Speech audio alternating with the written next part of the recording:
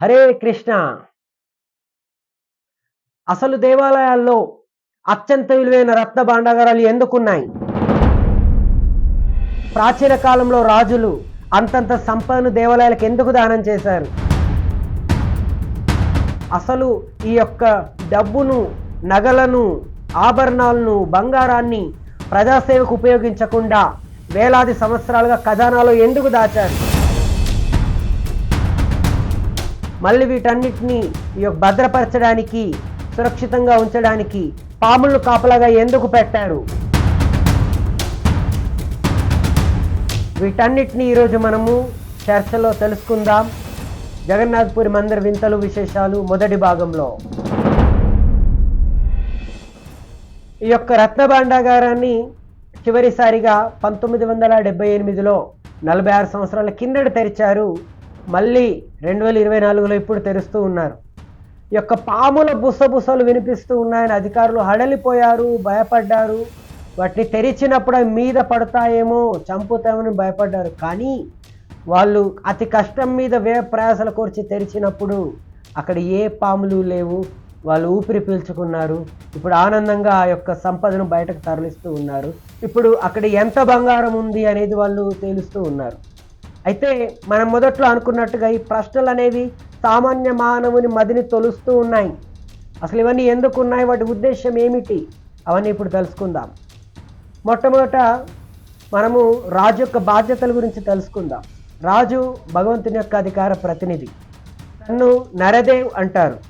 అంటే మనుషుల్లో భగవంతుని యొక్క ప్రతినిధి కాబట్టి తన యొక్క ముఖ్యమైన బాధ్యత శాంతి భద్రతలను పరిరక్షించడం కాకుండా మరొక ముఖ్యమైన ఉద్దేశం మరియు బాధ్యత ఏంటి అంటే ఈ యొక్క ప్రజలందరికీ భగవద్ విజ్ఞానాన్ని పంచడం. అంటే ఈ యొక్క ప్రజలందరూ కూడా ఎవరినైతే తను పరిపాలిస్తూ ఉన్నాడో వాళ్ళందరూ కూడా తెలుసుకోవాలి తాము ఎవరు, ఈ యొక్క తాత్కాలికమైన శరీరమా లేదా శాశ్వతమైన ఆత్మ, వారికి భగవంతుడికి మధ్య గల సంబంధం ఏంటి, చనిపోయాక మళ్ళీ పునర్జన్మ ఉంటుందా, ఉంటే వారు ఎక్కడ పుడతారు, ఎలా పుడతారు, ఏ ప్రాతిపదికన పుడతారు, ఇలాంటి ప్రశ్నలన్నింటికి కూడా సమాధానాన్ని చెప్పేది ఆధ్యాత్మిక విజ్ఞానం. అలాంటి ఆధ్యాత్మిక విజ్ఞానాన్ని సామాన్యులకు పంచాలి అంటే ఖచ్చితంగా ఒక అద్భుతమైన వ్యవస్థ ఉండాలి. దాని కొరకే ఈ యొక్క ప్రాచీనమైన రాజులు ఈ యొక్క దేవాలయాలను ఆధ్యాత్మిక విశ్వవిద్యాలయాలుగా మలుచుకున్నారు. ఈ యొక్క దేవాలయాల్లో జరిగే పండగలు, ఉత్సవాలు, పర్వదినాలు వీటన్నింటి ద్వారా ప్రజలందరినీ కూడా భగవద్భావంలో ఉంచి వాళ్ళందరినీ ఎప్పుడూ కూడా యొక్క ఆధ్యాత్మిక భావంలో నిమగ్నులను చేసేవారు.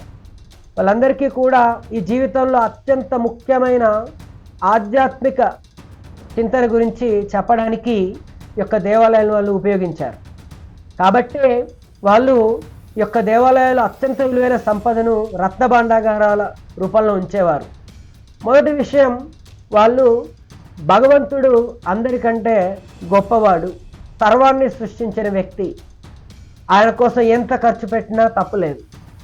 ప్రధానమంత్రి, రాష్ట్రపతి వాళ్ళు కేవలం 5 లేదా 10 సంవత్సరాలు ఉండేవారు. వారి కోసమే ప్రతి నిమిషానికి ఎంత ఖర్చు అవుతుంది తెలుసు కదండి.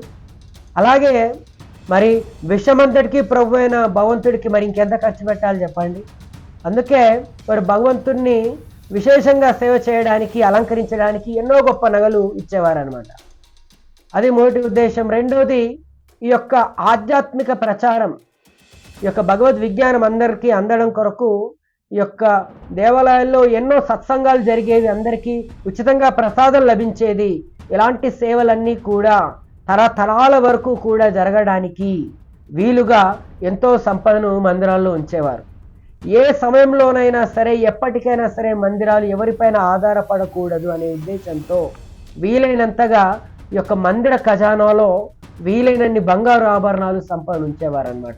ఆ విధంగా ఈ యొక్క రత్న భాండాగారాలు అనేవి ప్రాచీన దేవాలయాల్లో అన్నింట్లోనూ దాదాపుగా ఉండేవి అన్నమాట. అది దాని తాలూకు రహస్యం.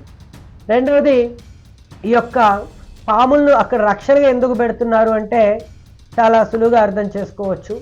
ఎవరు కూడా అక్కడికి వచ్చి ఆ యొక్క ఖజానాను కొల్లగొట్టకూడదు, ఎవరు పడితే వారు వచ్చి ఆ డబ్బును దొంగిలించకూడదు అన్న ఉద్దేశంతో పటిష్టమైన భద్రతను ఉంచేవారు. దానికి వీలుగా వాళ్ళు విషపూరితమైన సర్పాలను అక్కడ కాపలా ఉంచేవారు.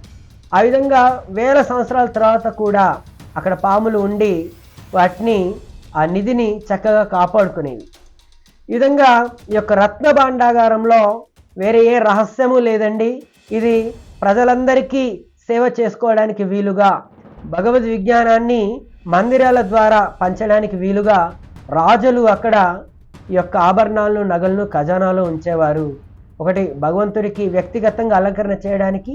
రెండు, ఎప్పటికీ కూడా మందిరం అనేది ఎవరి మీద ఆధారపడకుండా ఈ యొక్క సత్సంగ కార్యక్రమాలు, ఉచిత ప్రసాద వితరణ కార్యక్రమాలు ఎప్పటికీ ఆగకుండా ఉండటానికి వీలుగా వాళ్ళు ఈ విధమైన ఏర్పాట్లు చేసేవారు. ఇంకా ఈ యొక్క జగన్నాథపురి మందిరంలోను, జగన్నాథపురి ధామంలోను ఎన్నో అద్భుతమైన వింతలు, విశేషాలు ఉన్నాయి. మరో చక్కటి చర్చ చేద్దాం వచ్చే భాగంలో. హరే కృష్ణ. ధన్యవాదాలు.